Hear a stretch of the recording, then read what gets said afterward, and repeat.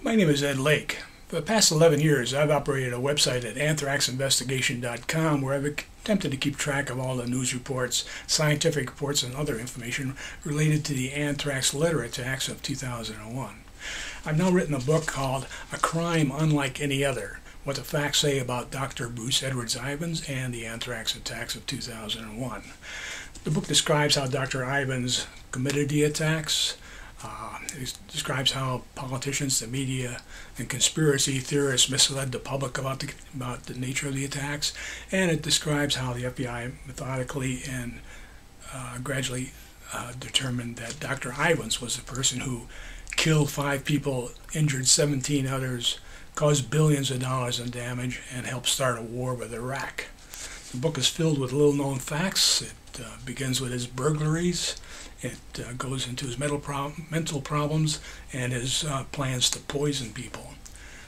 About a year and a half before the attacks, he had a plot to use an ammonium nitrate bomb in conjunction with the anthrax litters. Each time he had one of these plots or plans, he would consult with a psychiatrist, and evidently the psychiatrist would talk him out of it.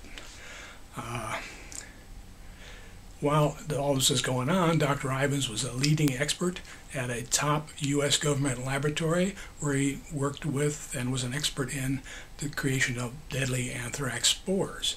That laboratory is the same laboratory where the FBI collected the data and analyzed the data that led to determining that Ivins was the culprit.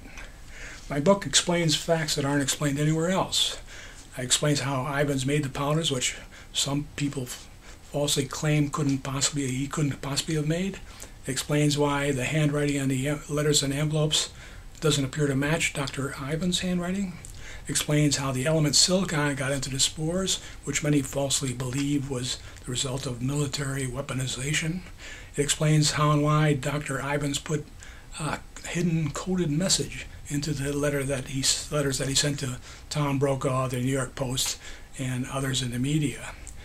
It explains how, like most criminals, Dr. Ivins committed some very serious errors that led to his downfall, and explains how Dr. Stephen Hatfield, a totally innocent man, became a person of interest in the case.